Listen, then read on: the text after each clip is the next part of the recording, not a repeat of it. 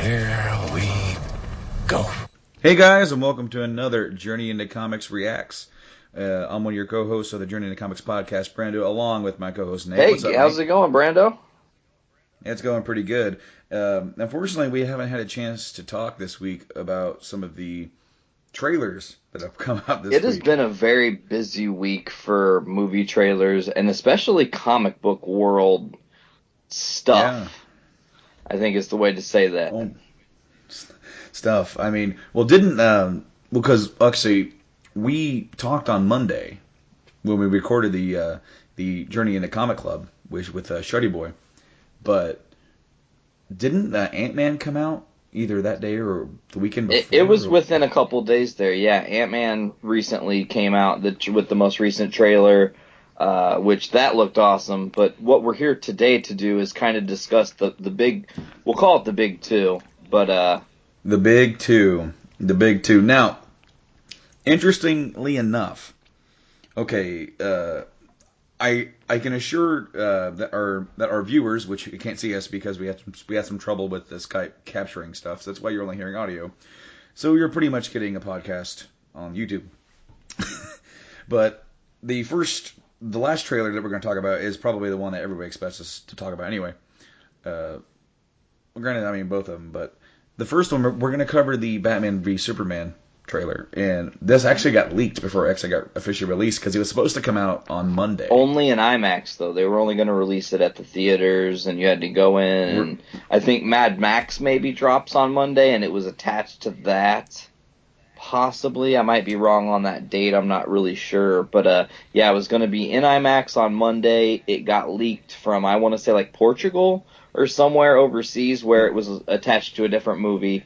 And then what ended up happening is Warner Brothers did just like Marvel has done, just like everybody has done with the piracy of recent era, is they just go, okay, well, if they're going to leak it, we're just going to give them what they want to see, and that way there's no question about what's going on. They can see it in all its glory, and I know that the Batman v Superman trailer right now has only like 13 million plays in a little over a day and a half, so it's not trekking like as well as our Age of Ultron or, for example, another movie that we'll be talking about later. But some interesting things, Brando. This trailer is very much a tone setter. It is. It really is. I mean, it's coming off as really dark. And this is not. It does not look like this movie has a lot of happiness.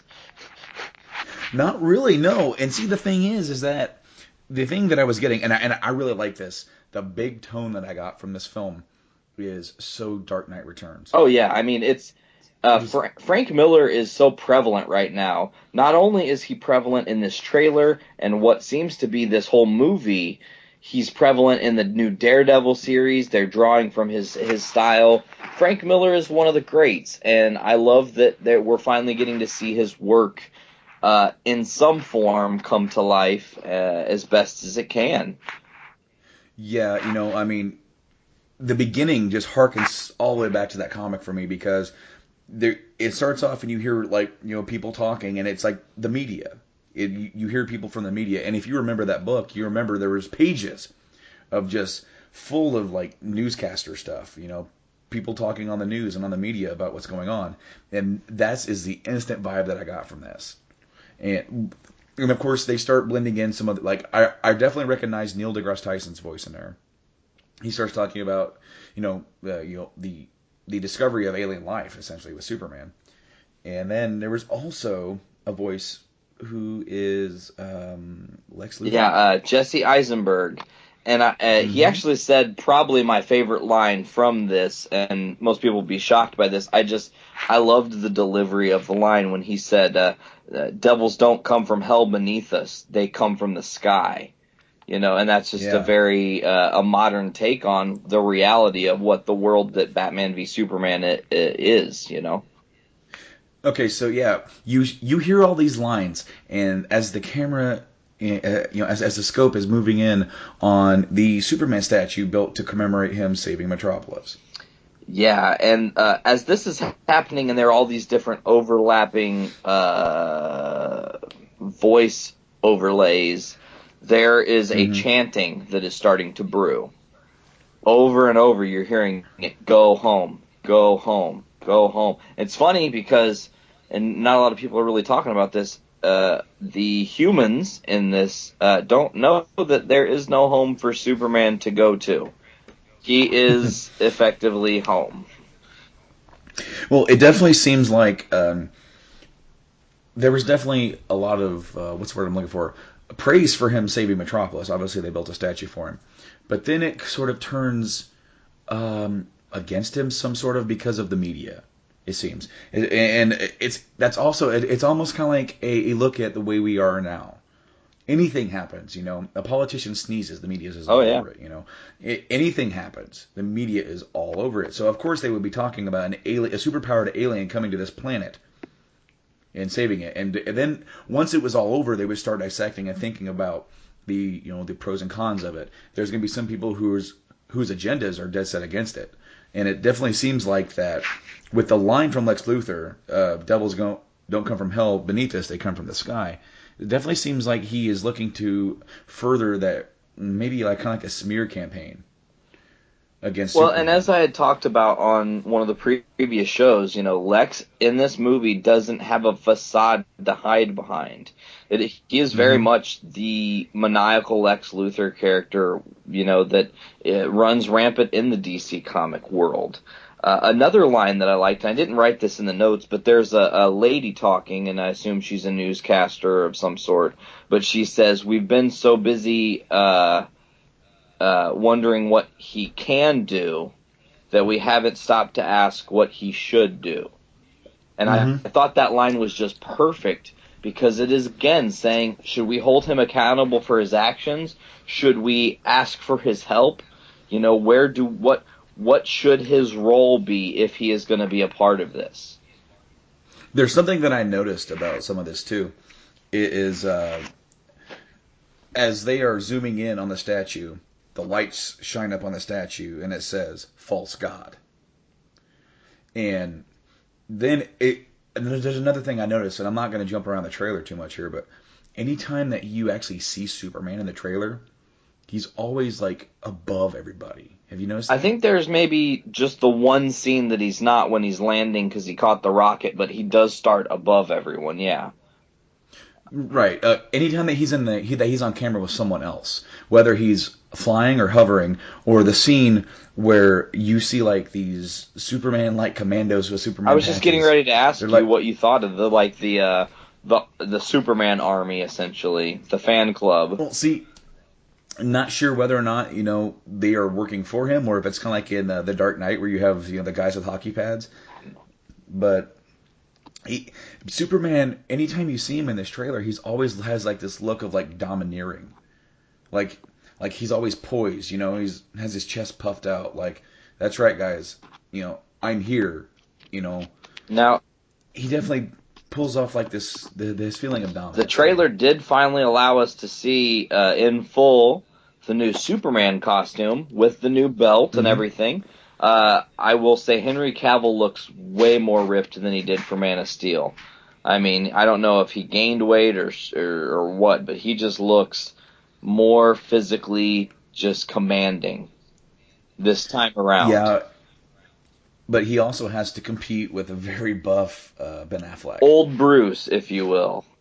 Old Uh, Bruce, yes, and there's a lot of people who look and instantly crinkle their nose at the thought of Ben Affleck playing Batman. And the interesting thing is that, and I may have said this before on this podcast, I know I've said it before to somebody, that he always wanted to play it's Batman actually why he took the Daredevil role. because it's the next closest Exactly. thing, like in reality.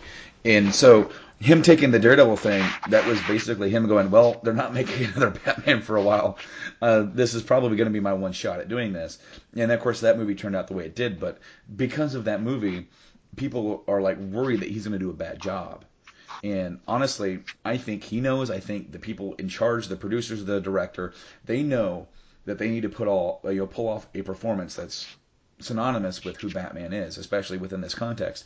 So they're not going to repeat them, repeat that movie, not by far. And especially when you look at what Ben has done in his last 5 years, whether he's in the movies that he's directed and acted in, he has done a hell of a job. I mean, he was the movie The Purge.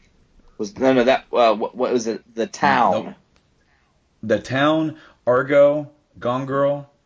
There may be one more in there. Yeah, but I mean, just you naming just those three. Those are all three phenomenal flicks. Oh, I know, and he's pretty good in all of them. He's really done a lot to kind of erase the stigma behind the name Ben Affleck, because he's a very talented actor. Yeah, but he's made some poor acting decisions, and I think he picked roles with his heart and not with his mind. Doing some stuff with J-Lo when they were a thing. But now I think he's got a good focus. Kevin Smith is on his side and championing him as someone who can definitely be the Bat. So I think this trailer showed us that is the case. Now, I got to ask real quick, this is not trailer related, but have you heard or seen the picture that spoils a major plot point involving something that has already happened before the start of this movie? Now, I may know what you're talking about because we're being really vague right now. Because you don't want to spoil it. I'm just trying to avoid spoilers, but it is a major character death. Okay, I know exactly what you're talking about. But have you seen the picture of the gravestone that confirms who? No, but if we're along the same lines of a certain red thing that you have on a hood, what? No, Brando. No? Here's what I'm going to say. It's a different one than who you're thinking. Okay. And it's the first one. Really? Okay, so they're going that route. Yeah. So, when you're on a plane and looking out, by your wing side seat at night, then you realize what we're talking about. Is that exactly, yes. All right. So fucking coy, Brandon. That was so smooth. All right. Well, see, what's funny is that we're still not giving you spoilers, but if you are smart or dumb enough to figure out what we're talking about, then you've now figured out what is going on. So, back to the trailer. Let's capture the fact that there is a humongous, gigantic, throbbing Easter egg in this trailer that is a giant question mark. And one thing I don't know, I have the perfect screen cap, and I can always send that to you if you want it. I screen capped it exactly when the lightning was brightening the screen, and the question mark is definitely green, opposed to every other thing that is spray painted. Oh, dude, it was such a freaking standout. When I was analyzing this trailer, much like I did the other trailer that we're going to talk about. When I was analyzing this thing, I was going by frame, pretty much, scene by scene. And I was looking at everything to see what I could notice. First thing I noticed was the question mark because it just stands out. Everything seems like random stuff. You see, someone times so-and-so, kind of like, your lover's thing. And then, of course, you see something written and then sort of scribbled out with and then a big green question mark. Which I like that because it could be something that leads to something else, but what I kind of think it is mostly is something to kind of fill out the world. Because this is a Batman who, from this trailer, from what I'm getting, hasn't been Batman for quite some time. He is, this movie, it seems like it's taking the Dark Knight Returns, taking the best stuff from that, and planting it here, while taking liberties with the stories here and there, and putting a new story with Superman, which it's interesting because along with this discussion, there's been rumor that they could be kind of playing with the idea that Superman is sort of power corrupt. Not that he's villainous, but that he's better and he knows it. So just listen to me. Yeah, exactly. And of course, you have governments and you have people going, especially pundits that go on television going, who is this guy? You know? And so what I like about that idea is that it creates sort of a character who could potentially be manipulated by people turning on him. Not that he's doing anything that's really bad, but it just makes me wonder why exactly. Yeah, in a movie that's called Batman v Superman, are these two going to go at it? What is propelling Bruce? And the interesting thing is that when we first see Ben Affleck as Bruce, you see the gray in his hair. He's aging, and he's staring at the bat suit. And it's obvious that they're getting across that he has not been Batman in quite some time. He has been retired. And that sort of makes sense for this. And while that doesn't make sense for the Dark Knight Returns book, where, Batman, yes, has been retired and Superman has continued on, Superman's brand new in this world. And so they're kind of doing this little jumble thing of like, Batman's way older now. Here's Superman. I mean, you know how old Superman is, and he ages slowly, but that still, the timeline of when they start is now really skewed. So the voiceover for this part, for the scenes where we see Bruce looking at the Batsuit, is done by Jeremy Irons, who is the new Alfred. Which, if you don't know who that is, he is best known for playing Scar on The Lion King, and he also played Simon in Die Hard with a Vengeance. Yep. And he played those two movies back to back, which is kind of funny. Stuff that he's done recently, I don't know. But I was not sure how I was going to take him as Alfred, especially coming off of Michael Caine, who is a phenomenal actor. Absolutely. I don't think he's going to do a bad job. I think he's going to be an Alfred, and he doesn't sound that bad at all. But it's pretty neat because then after we see him staring at the suit, we also get to see a couple of action sequences with the Batmobile, which from the back looks like the Tumbler. It does. I thought that too. I was like, wait a minute. I feel like I've seen this before.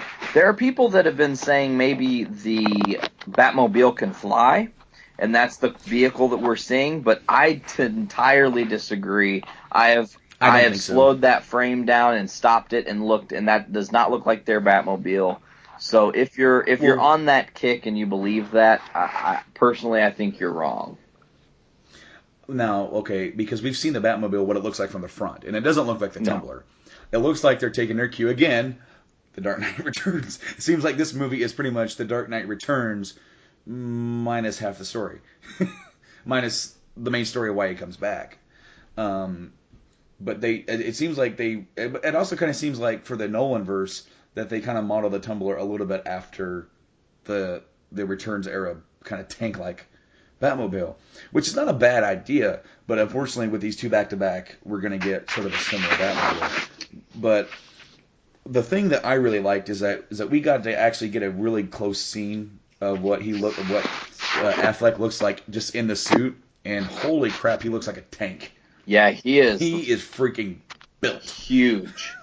And again, that harkens back to the art style of the Frank Miller, where Batman was gigantic. Yeah, he was big, man. Now, one other thing that we have, along with these scenes, we see him kind of coming out. We've already touched on the scene underneath what looks like a bridge or kind of like an overpass or something, where we see of course, the question mark. But then we see a shot of him on top of a skyscraper as the camera pans around and is sort of looking across the city, and you get a shot from him, and he's holding something. Yeah, what was that, Brando? A sniper rifle. Yeah, that's a little bit strange, huh? Again, this is straight from The Dark Knight Returns, where he has a sniper rifle, and he fakes you the fuck out because you're just sitting there wondering, going, wait a minute, hold the phone here. He doesn't use guns. And then when he shoots it, it's a grappling hook. Yep. And so I love that. There are so many people who have seen this trailer, and they're like, I don't know how to take that, man. And for me, as a complete mark for the Dark Knight Returns book, I'm like giddy because I'm getting everything I wanted out of my favorite Batman story almost. And then of course it brings us to the end of the trailer, which is pretty much the little scene that was shown at Comic-Con. Yeah, SDCC last year. Now, one thing I can say, last year there was no voice work. It was just the footage. So this time we get to hear part of Batfleck's voice. And he is in his kind of more robotic bat suit. And he says, "Tell me, do you bleed?" And then Superman lands, which was dope, with lots of force and anger. And then he says, "You will." Now there are people that also believe, and I could get behind this, that as of right now there is no such thing as kryptonite in the Batman v Superman universe. However, Bruce helps to create the first synthetic that ends up becoming a kryptonite that could possibly take out Superman. What's interesting is that when I first showed this trailer to a couple friends, they say that Batman's coming off kind of like a villain, but Batman's Batman. And the way I thought of is, this suit was never designed to defeat Superman. If anything, he just needs something that's going to withstand long enough to buy him some time to think of a way to beat Superman. But what's interesting is that, do you honestly think, the Batman that you and I know is going to stand in front of Superman and go, "I know I can't beat you, but I'm still going to try"? No. Absolutely it's a waste not. of resources. He's gonna stand there and go, "Let's go." And Superman's just gonna, of course, be like, "You can't win." And Batman's like, "We'll see." He's not gonna give Superman, no matter where in their friendship or lack thereof sometimes, he's not gonna give him the satisfaction of knowing that Superman can beat him, even though he knows Batman's not going to play along. Which is why I definitely like the line. And interesting enough, his voice is like modulated with, like, it sounds like it's coming through like a robot, kind of like I don't want to say Iron Man, but similar. And I wonder if that's just going to be with him wearing this suit. I think so, just the metal suit. Yeah, I don't think Batfleck's voice is always going to have that robotic-y tinge to it, you know. I hope it doesn't. The thing is that I kind of liked it because you could still hear the voice, and he was doing a little bit of a disguising to it, but he wasn't like doing the Christian Bale barking, growling, death metal kind of growl. Where is she? Where is she? Surely you know. Don't call me today. My final thoughts. I really enjoy it. It left you with so many questions. We have a whole year to see more on this. There's going to be there's going to be fan theory galore on this, and there's going to be. I feel like this movie is going to be a little decisive, or not decisive, divisive. People who I already know are like kind of rolling their eyes at this, going, "Why are they doing this? This is silly." And there's going to be other people like me who am now, the more I talk about it, the more that the inner Dark Knight Returns nerd in me is seeing all this neat stuff play out on screen. I'm getting giddy at the idea of seeing that version of the Bat on screen mixed with the version of Superman we already know and building upon that universe. Yeah, exactly. Now, my question before we wrap up our discussion on this BVS trailer, if you were to rate this trailer in excitement, how excited it's got you for this movie? I know some people have said that this was not a good trailer, that this was not a good showing for DC. There's a lot of negative backlash, but man, I don't see it. I think it was great. I think I enjoy it. I'm excited. I'm looking forward to the movie. I'm hoping that you're in the same boat, and I'm thinking you are. Obviously, it's kind of giving you everything that you want from your Dark Knight Returns, so... Oh, of course. And see, the thing is that I can't sit here and just tell you my score on it because there's obviously a bias for me. Seeing all this stuff come to life has me really excited. I am a little curious about where they're going to go, how they're going to make the story kind of come into it, because it's not just all about seeing the things that I want to see on screen. It's going to be about how they're going to tie in why these two are going at it, how Lex is manipulating one, if not both of them, and when, at some point, are these two going to realize that they're fighting for no real reason, and they need to like find out who the real enemy is. Well, as soon as they find out that Lex Luthor's the real enemy, then that leads to another question. Lex has got to have some kind of a mechanical suit, right? Dude, I'm not sure what's going on. I would hope so. I mean, if Bruce can have one, I guess Lex can have one. But another thing that we did not see from this, or any of the other characters that they're introducing, like Wonder Woman, Aquaman. They've got to be having such tiny roles that you probably won't hardly see them in any trailers. I mean, almost akin to, real quick to jump around, one of the most recent TV spots for Age of Ultron reveals that War Machine is in the movie.